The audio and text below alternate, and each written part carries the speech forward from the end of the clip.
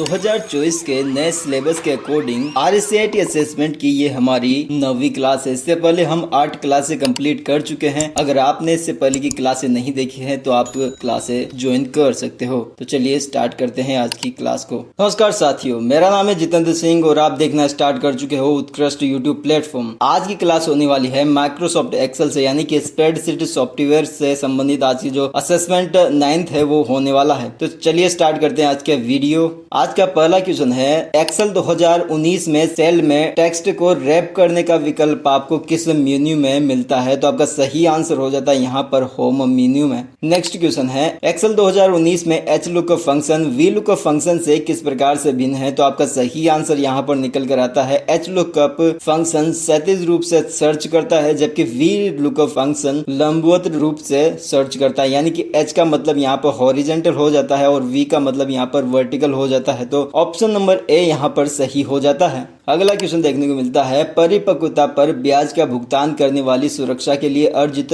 ब्याज वापस करने के लिए MS एक्सेल फंक्शन कौन सा है? तो आपका सही आंसर हो जाता है यहाँ पर ACCRINTM, यहाँ पर सही हो जाता है option number B. Next question है, आप एक्सेल में वर्तमान दिनांक कैसे प्रदर्शित करते हैं? तो आपका सही आंसर हो जाता है यहाँ पर टुडे फंक्शन को चलाकर, यानी कि ऑप्शन नंबर ए यहाँ पर सही हो जाता है। नेक्स्ट क्वेश्चन हो जाता है, MS एक्सेल 2019 में विंडोज को भागों में विभाजित करने के लिए किस मेन्यू विकल्प का उपयोग किया जाता है? तो आपका सही आंसर हो जाता है यहाँ पर रिव्यू में जाकर, विंडो में जाकर आपको स्प्लिट फंक्शन यहाँ पर मिल जाता है। नेक्स्ट क्वेश्चन है, MS एक्सेल में कौन सा फंक्शन नहीं होता? तो आपका सही आंसर हो जाता है यहाँ पर AVJ फंक्शन नहीं होता।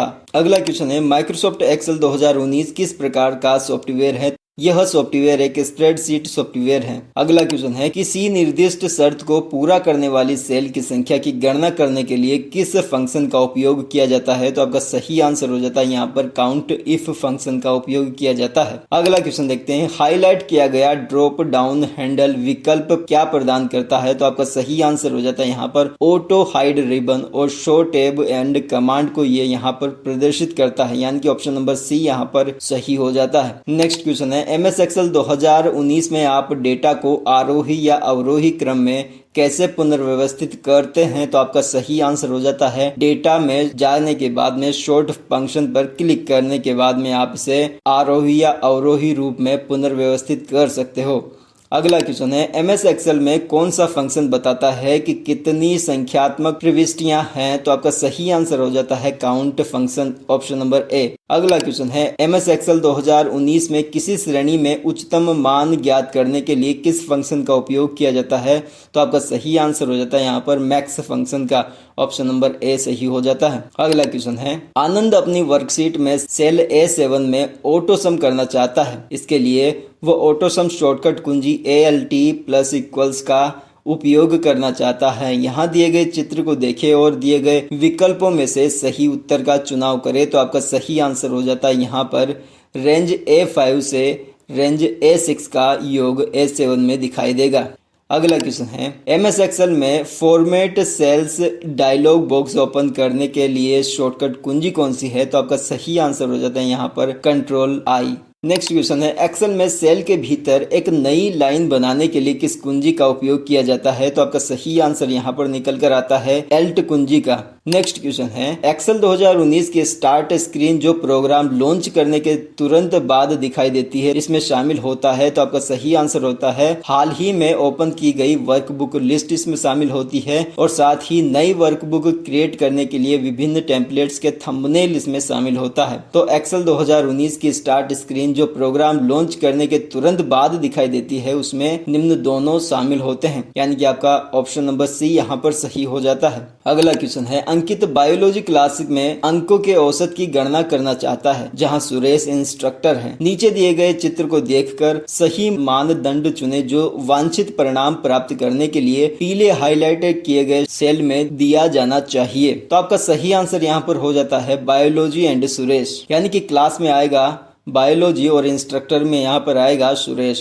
तो नेक्स्ट क्वेश्चन है, जब आप एक्सेल 2019 स्क्रीन लॉन्च करते हैं तो ये अलग अलग टेम्पलेट थंबनेल दिखाता है। टेम्पलेट थंबनेल जो आपको एक्सप्लोर करने और कहीं विशेषताओं को सीखने की अनुमति देता है, उसे क्या कहा जाता है? तो उसे बोलते हैं welcome to Excel screen. Next question है एक्सेल 2019 में एग्रीगेट फंक्शन क्या करता है? तो आपका सही आंसर हो जाता है ऑप्शन नंबर बी, डेटा की रेंज पर एग्रीगेट एनालिसिस परफॉर्म करने का कार्य करता है एग्रीगेट फंक्शन। नेक्स्ट क्वेश्चन है एक्सेल 2019 फंक्शन काउंट ए क्या करता है? तो आपका सही आंसर यहाँ पर हो जाता है ऑप्शन नंबर डी, किसी रेंज में उन सेल्स की संख्या की गणना करता है जो रिक्त नहीं है। नेक्स्ट क्वेश्चन देख लेते हैं, चित्र में दिखाए गए डी सम के उदाहरण के लिए दिए गए कथनों में से कौन सा कथन सत्य है? तो आपका सही आंसर यहाँ पर निकल कर आता है डी सम कुल लाभ की गणना करता है और ट्री एप्पल का होना।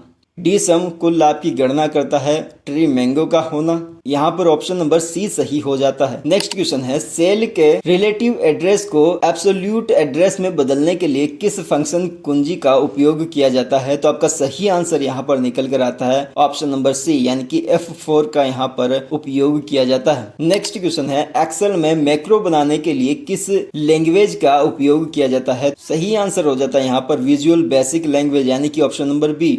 अगला क्वेश्चन है एक्सेल 2019 में सेल रेफरेंस शब्द का क्या अर्थ है? तो आपका सही आंसर निकल कर आता है सेल का एड्रेस। नेक्स्ट क्वेश्चन देख लेते हैं, सेल B1 से B7 में रखी संख्याओं में से सबसे बड़ी संख्या की गणना करने का सही फॉर्मूला कौन सा है? तो आपका सही आंसर हो जाता है इक्वल्स टू लार्ज B1 से लेकर B7/1। नेक्स्ट क्वेश्चन है एक्सेल में गोल सीक फीचर का उद्देश्य क्या है? तो आपका सही आंसर हो जाता है यहाँ पर ऑप्शन नंबर डी, वांछित परिणाम प्राप्त करने के लिए एक विशिष्ट वैल्यू को सर्च करता है। अगला क्वेश्चन है एक्सेल में कॉलम को लेबल किया जाता है, तो आपका सही आंसर हो जाता है ऑप्शन नंबर बी, A1 से B2 और इस तरह से आगे बढ़ते रहता है। नेक्स्ट क्वेश्चन है निम्नलिखित में से कौन सा फॉर्मूला एक्सेल में सही ढंग से एंटर नहीं किया गया? तो आपका सही आंसर हो जाता है यहाँ पर 97 + 45 यहाँ पर सही नहीं है। MS एक्सेल में फॉर्मूला इक्वल्स से स्टार्ट होता है। नेक्स्ट क्वेश्चन देख लेते हैं, MS एक्सेल 2019 में संपूर्ण कॉलम को हाईलाइट करने की शॉर्टकट कुंजी क्या है? तो आपका सही आंसर यहाँ पर निकल कर आता है कंट्रोल प्लस स्पेस बार। अगला क्वेश्चन देख लेते हैं,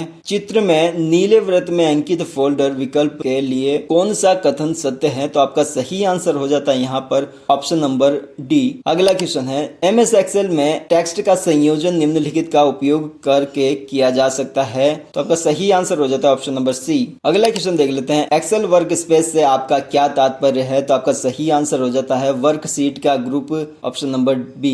अगला क्वेश्चन है एक्सेल में शॉर्टकट कुंजी कंट्रोल प्लस R का उपयोग किया जाता है, तो किसके लिए किया जाता है? तो आपका सही आंसर हो जाता है option number C, active cell के सिलेक्शन को राइट में फिल करने के लिए कंट्रोल प्लस R का उपयोग किया जाता है। अगला क्वेश्चन है MS एक्सेल 2019 में किस फीचर का उपयोग डेटा को बार, लाइनों या पाई स्लाइड्स के माध्यम से प्रस्तुत करने के लिए किया जाता है? तो आपका सही आंसर हो जाता है ऑप्शन नंबर सी, चार्ट्स। अगला क्वेश्चन है सेल G2 से सेल M12 की सेल रेंज के लिए सही संदर्भ कौन सा है? तो आपका सही आंसर हो जाता है G2 से M12। अगला क्वेश्चन है काउंट फंक्शन तारीखों की गिनती भी कर सकता है यदि सही प्रारूप में ठीक से लिखा गया हो। ये गिनना चाहता है कि उसके एक्सेल वर्कशीट के कॉलम A में कितनी तारीख एंट्रीज है, नीचे देखे और सेल B2 में प्रदर्शित वैल्यू क्या होगी इसकी जानकारी दे। तो आपका यहाँ पर सही आंसर निकल कर आएगा 9, ऑप्शन नंबर बी यहाँ पर सही हो जाएगा। अगला क्वेश्चन देख लेते हैं, निम्नलिखित उदाहरण में फील्ड आर्गुमेंट छोड़ दिया गया है यदि फॉर्मूला डी काउंट A1 से स्टार्ट होकर D8 तक चले और फिर F2 से स्टार्ट होकर G3 तक चले तो सेल का B10 में टाइप किया गया है। तो नीचे दिया गया चित्र को देखिए और सही उत्तर का चुनाव कीजिए। तो यहाँ पर जैसे इंस्ट्रक्टर खाली रहेगा तो यहाँ पर आंसर रिटर्न करेगा 0, यानी कि ऑप्शन नंबर सी यहाँ पर सही हो जाएगा। अगला क्वेश्चन है एक्सेल में फॉर्मूला शुरू होता है, तो MS एक्सेल में इक्वल्स से फॉर्मूला शुरू होता है। नेक्स्ट क्वेश्चन है रो एवं कॉलम का इंटरसेक्शन क्या कहलाता है? तो रो एंड कॉलम्स का इंटरसेक्शन सेल कहलाता है। तो इस प्रकार से आज की क्लास का होता है समापन। नेक्स्ट क्लास है माइक्रोसॉफ्ट पावर पॉइंट प्रेजेंटेशन की, तो मिलते हैं नेक्स्ट क्लास में। तब तक के लिए जय हिंद, जय भारत।